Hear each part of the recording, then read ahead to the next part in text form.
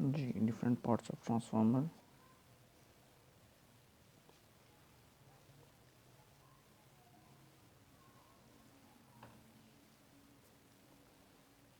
Different parts of transformer.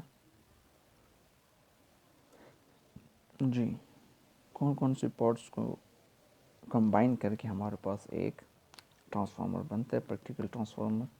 Again practical transformer जब हम types discuss करेंगे तो उसके अंदर सब चीज़ आपको डिटेल से मैं बताऊंगा कि what are the different types of transformers. Okay, so number 1, so following are the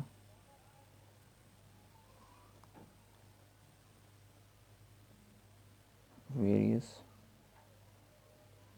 parts of transformer which are given below। Okay जी, नंबर 1 जो है, जो मेजर पार्ट है वो है कोर। ठीक है जी, and after that windings. This includes primary, secondary, and in three phase transformer, three winding transformer, tertiary। Okay जी, जब ये डिटेल से सब चीज़ एक्सप्लेन होंगी और मैं अपनी वीडियोस के अंदर, जो कि ट्रांसफार्मर की सीरीज़ के ऊपर वीडियोस होंगी, तो उसके अंदर जब हम हर टॉपिक को डिटेल से डिस्कस करेंगे तो उसके अंदर ये चीज़ें भी डिस्कस होंगी। ओके जी, वाइंडिंग्स जो हैं प्राइमरी हो सकती है, सेकेंडरी हो सकती है, टर्शरी हो सकती है। ठीक है जी, सो नंबर 3 इम्पोर्टेंट पार्ट जो है वो है ऑयल टैंक।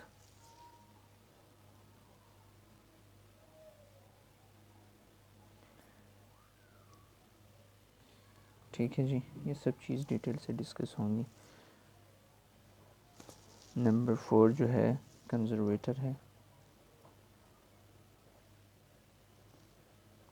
नंबर 5 जो है ब्रीथर।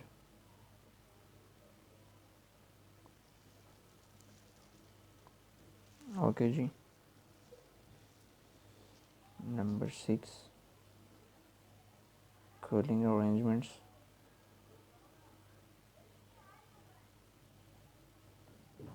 तो ये सब चीज़ें हम डिस्कस करेंगे। Oil tank, conservator, what is conservator, breather क्या होता है, कूलिंग अरेंजमेंट्स जो कि ट्रांसफार्मर को कूल करने के लिए यूज्ड होती हैं, और एक और चीज़ भी है Buchholz relay. It's not part of the transformer but it is used for the protection of transformer. So इस चीज़ को भी हम डिस्कस करेंगे। बाकायदा इसके ऊपर भी मैं एक वीडियो अपलोड करूँगा जिसके अंदर हम डिटेल से बक होल्स रिले को भी डिफ़ाइन भी करेंगे, उसका एनालिसिस भी करेंगे कि क्या भला है ये। ओके जी, सो अब हम चलते हैं कंस्ट्रक्शन की तरफ। Construction of the transformer. Okay,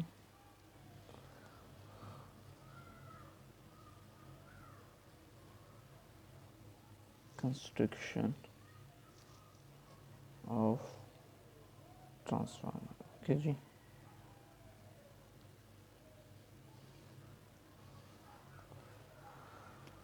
so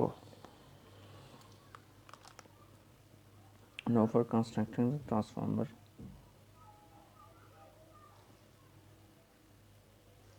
the core।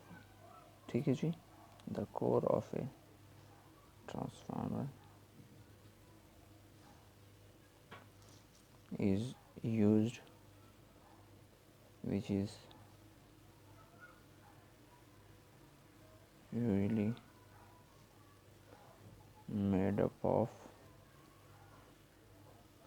ferromagnetic material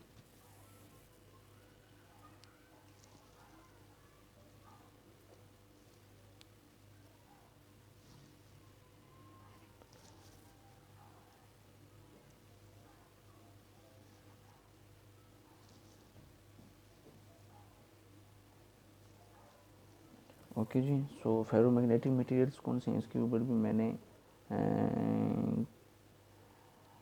video upload की हुई हैं कि what are diamagnetic materials, what are paramagnetic materials and what are ferromagnetic materials. So अगर किसी को इन टॉपिक्स के बारे में एनी सॉर्ट ऑफ कन्फ्यूजन है तो वो उन वीडियो से हेल्प ले सकता है, और वो है प्लेलिस्ट कंडक्टर में। ओके जी। जब आप कंडक्टर के अंदर तमाम वीडियोस देखेंगे तो उसके अंदर आपको इन सब चीज़ों के बारे में ब्रीफली एक्सप्लेनेशन और डिटेल्स मिलेंगी। So ferromagnetic material such as iron, okay जी,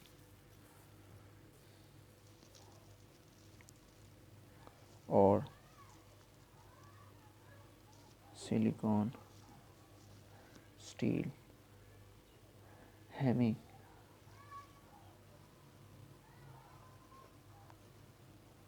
low hysteresis losses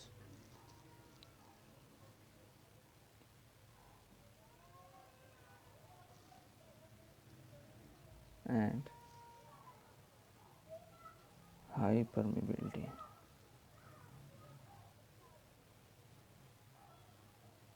ओके जी। So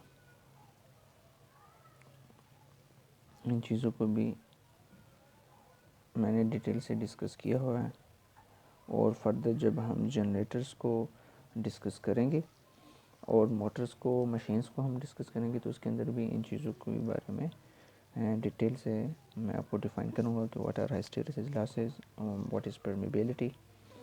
okay. So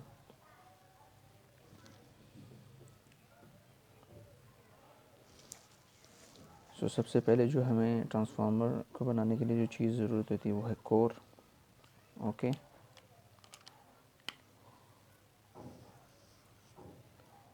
number second जो है वो हमें क्या चाहिए, windings. Okay.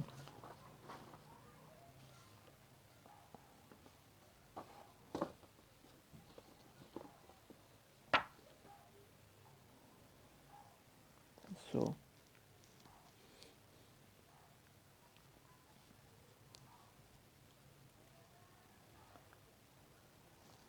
essentially consist of two types of windings. Number one जो है वो है प्राइमरी। फ़िलहाल हम मेजर ट्रांसफार्मर को डिस्कस कर रहे हैं, इसलिए मैं थर्ड वाइंडिंग का यहाँ पे जिक्र नहीं कर रहा। जब हम डिटेल से ट्रांसफार्मर को अंडरस्टैंड कर लेंगे तो उसके बाद हम जब इसकी एक टाइप टर्शरी वाइंडिंग है, थ्री वाइंडिंग ट्रांसफार्मर को हम जब डिस्कस करेंगे तो उसके अंदर आएगी टर्शरी वाइंडिंग।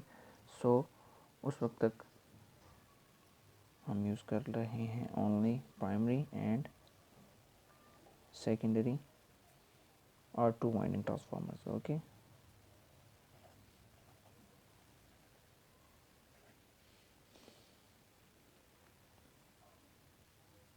ओके जी।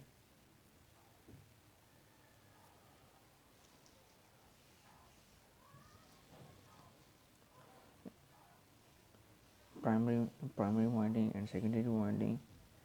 ओके जी। All these windings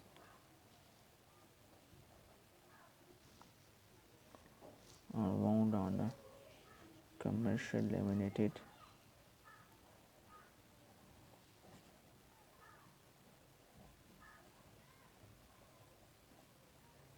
magnetic core as shown in below figure। Okay जी। तो इसका डायग्राम अब बना लेते हैं जी। तो ये है major transformer, this is the core of the transformer.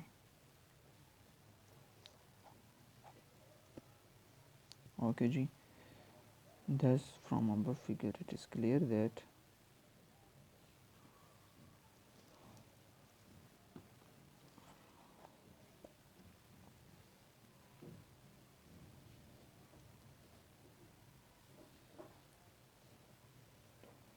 clear that the winding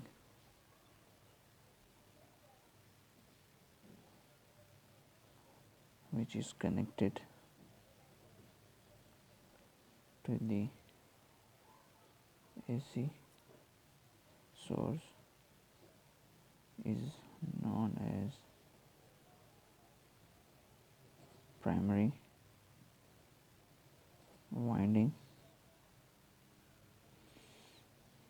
Okay, this is known as primary winding, and the winding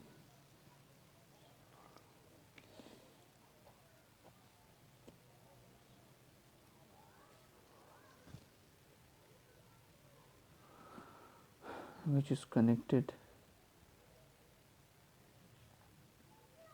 to the load, which is connected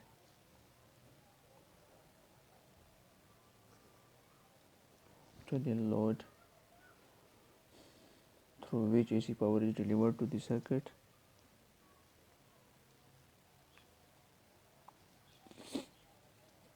AC power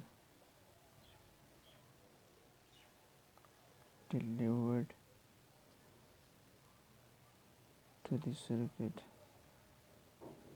is known as secondary winding.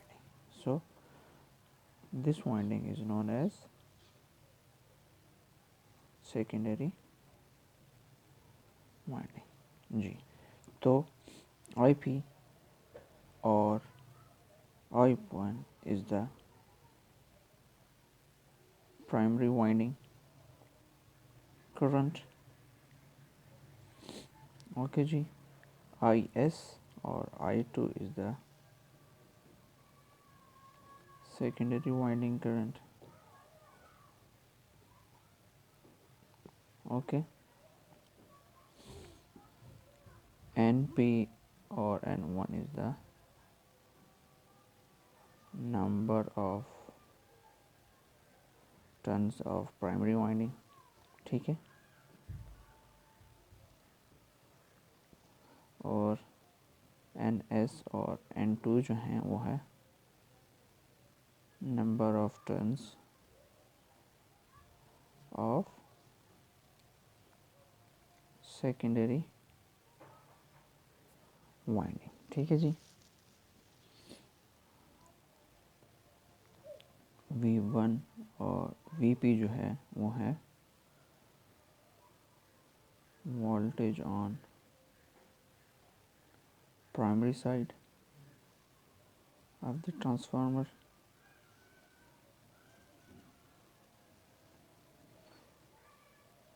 Equal to E1. Okay जी. और V2 VS E2 ES is equal to voltage on secondary side of the transformer.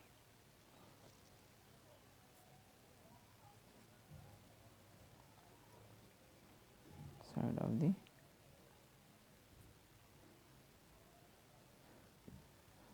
and phi is equal to magnetic flux which links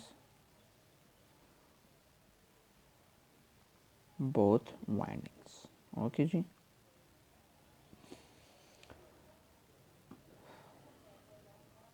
सो ये जो है major construction होगी transformer की. Okay. अब इसकी जो वर्किंग प्रिंसिपल था वो तो हमने डिस्कस कर लिया था. अब इसकी वर्किंग भी डिस्कस कर लेते हैं.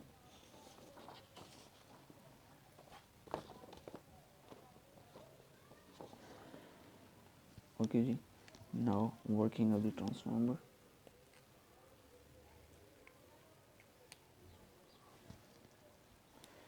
अच्छा, सबसे पहले वर्किंग को डिस्कस करने से पहले हम ये जो है कि ट्रांसफार्मर जो है किस फिनोमेना पे वर्क करता है. सो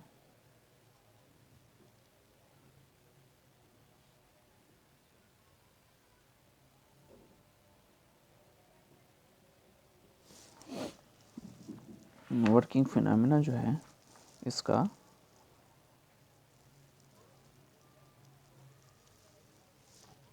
वो है the transformer works on the mutual induction. Okay ji,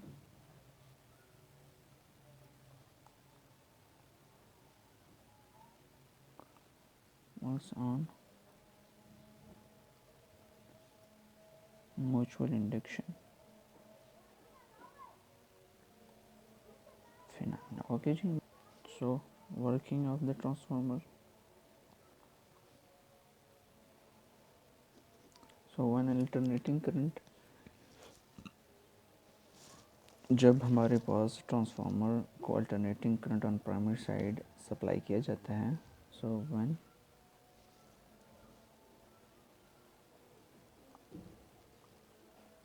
alternating current is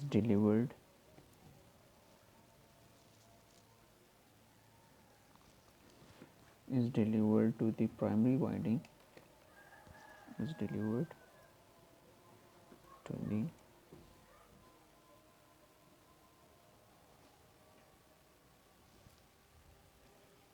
then an alternating flux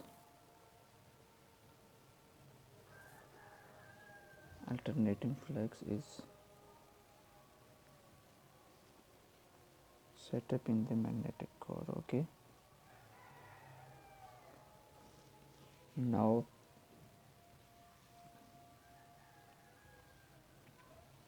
the alternating flux links both the windings together and then an induce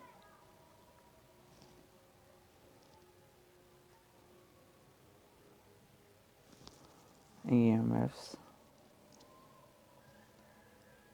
in the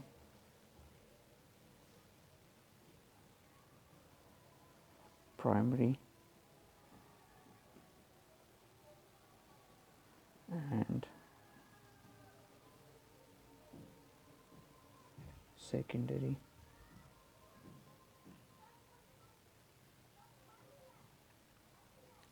windings according to the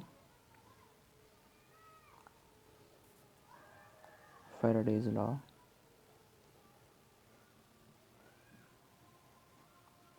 electromagnetic induction। Okay ji,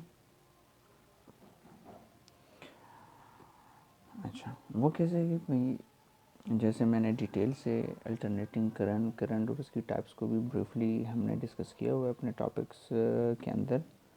okay जी, so since alternating current is in sinusoidal wave form. Okay जी, so इसका magnitude जो है और इसकी value जो है वो with the passage of time change हो रही है। तो जब अल्टरनेटिंग करंट की वैल्यू चेंज हो रही है तो जो फ्लक्स जनरेट हो रहा है वो भी अल्टरनेटिंग ही होगा। और जब वो अल्टरनेटिंग करंट किसी कंडक्टर में से फ्लो हो रहा हो तो वो प्रोड्यूस करता है magnetic flux surrounding that conductor और अराउंड दैट कंडक्टर। ओके जी, so according to Faraday's law one alternating flux जो है लिंक करे वाइंडिंग्स को, then an induced EMF is produced in the secondary winding। Okay जी,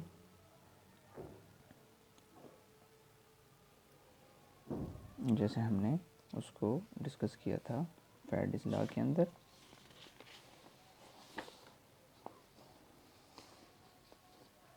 कि whenever a conductor links with a changing magnetic flux, then EMF is induced in that conductor, and this EMF is proportional to the rate of change of flux and the number of conductor।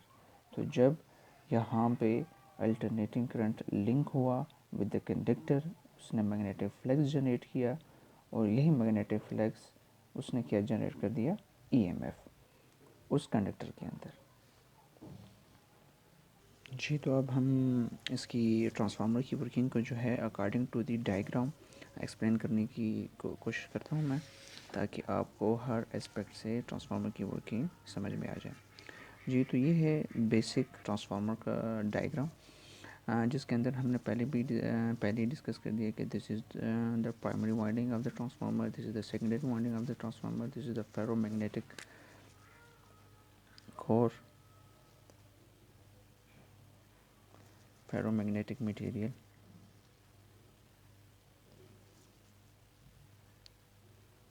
ठीक है जी। अच्छा, so this is the voltage on primary side, जो कि हमने AC supply, हम भी इसको कह सकते हैं एसी सप्लाई वोल्टेज।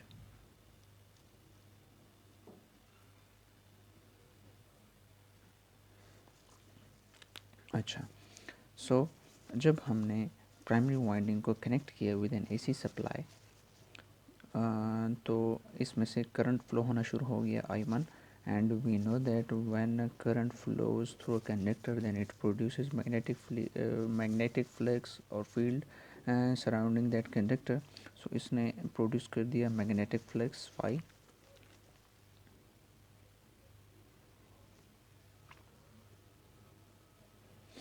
अब जबकि हमें पता है कि this is the ferromagnetic material और ये क्लोज्ड पाथ है, तो ये अलाउ करते हैं इस मैग्नेटिक फ्लक्स को कि ये यहाँ से फ़्लो हो और आता जाए, और यहाँ से इस कंप्लीट क्लोज्ड पाथ में से फ़्लो होना शुरू हो। अब इस सेकेंडरी साइड पे हमने यहाँ पे एक और वाइंडिंग कर दी है, जिसको हम कहते हैं सेकेंडरी वाइंडिंग। अब जबकि मैग्नेटिक फ्लक्स के अंदर हमने एक कंडक्टर मीन्स यहाँ पे है, और यहाँ से मैग्नेटिक फ्लक्स जो कि चेंज हो रहा है, तो जैसे कि हमें पता है कि when a conductor is placed in a changing magnetic flux, then it produces conductor in it, current in it. तो यहाँ से करंट होना फ्लो, इस वाइंडिंग से करंट फ्लो होना शुरू हो जाता है, जिसको हम कहते हैं secondary current. And according to the Faraday's law again, कि जब हमारे पास current carrying conductor is placed in magnetic flux हो, अब ये करंट कैरिंग कंडक्टर है ऑन सेकेंडरी साइड, और यहाँ से मैग्नेटिक फ्लक्स जो चेंज हो रहा है, तो ये हमारे पास इंड्यूस कर देता है EMF E2। ओके जी, तो इसलिए हमने पहले भी डिस्कस किया कि ये जो है म्यूचुअल इंडक्शन फिनोमेना के ऊपर वर्क करता है। मीन्स यहाँ से फ्लक्स जनरेट हुआ, इस फ्लक्स ने इस वाइंडिंग को लिंक किया, इस वाइंडिंग को लिंक करने के बाद इस वाइंडिंग से करंट फ्लो होना शुरू हो गया, और यही करंट कैरिंग कंडक्टर जब चेंजिंग मैग्नेटिक फ्लक्स के अंदर पड़ा हुआ है, तो इसने अपने अंदर EMF E2 को जनरेट कर दिया। तो जब हम तो this is the major working of the transformer. अब जब हम स्टेप अप और स्टेप डाउन, और जब हम ट्रांसफार्मर की टाइप्स डिस्कस करेंगे, तो इसके अंदर भी यही फिनोमेना जनरेट हो गए। मीन सप्लाई एक साइड से दी, उसने कंडक्टर से करंट फ्लो करवाया, और जब करंट फ्लो हुआ तो उसने अपने सराउंडिंग में मैग्नेटिक फ्लक्स जनरेट किया। यही मैग्नेटिक फ्लक्स लिंक करता है सेकेंडरी वाइंडिंग को, क्योंकि हमने फेरोमैग्नेटिक मटेरियल का जो कोर है, उसकी सेकेंडरी साइड पे हमने सेकेंडरी वाइंडिंग इंस्टॉल की थी। तो जब यही चेंजिंग मैग्नेटिक फ्लक्स कांटेक्ट के अंदर आता है सेकेंडरी वाइंडिंग के, तो ये इसके अंदर सेकेंडरी करंट को फ्लो करवाना शुरू कर देता है, और यही जब करंट कैरिंग कंडक्टर प्लेस जो पड़ा है चेंजिंग मैग्नेटिक फ्लक्स के अंदर, तो यही जनरेट कर देता है सेकेंडरी EMF को। ठीक है जी, तो बाकी हमने जो बेसिक वर्किंग है वो हमने डिस्कस कर ली है यहाँ पे। तो उम्मीद है आपको आज की ये वीडियो पसंद आई होगी। तो this is the end of the lecture for today. तो लाइक करें, शेयर करें, Electra with MZ YouTube channel को सब्सक्राइब कर लें, और साथ में बेल आइकन को भी प्रेस कर लें, ताकि हर नई आने वाली वीडियो का जो नोटिफिकेशन है आपको आसानी से मिल सके। तो नेक्स्ट वीडियो के अंदर हम डिस्कस करेंगे ट्रांसफार्मर टर्न रेशो को, एम्पेयर्स लॉ को, और अगेन फैराडेज लॉ को भी डिस्कस करेंगे, in order to explain the transformer turn ratio in a better way. So stay tuned. तब तक के लिए मुझे दीजिए इजाज़त। अपना ढेर सारा ख्याल रखिएगा। अल्लाह हाफ़िज़।